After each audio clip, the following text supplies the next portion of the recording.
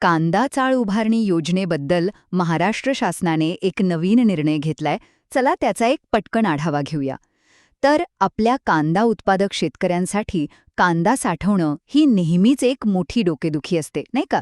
चांगला भाव मिळेपर्यंत कांदा टिकवून ठेवणं खूप महत्त्वाचं आहे.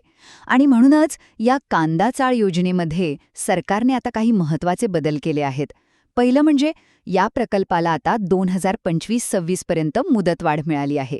आणि यासाठी आधीच्या योजनेत शिल्लक असलेले साधारण 3,615 लाख रुपये वापरायला सरकारने परवानगी दिली आहे.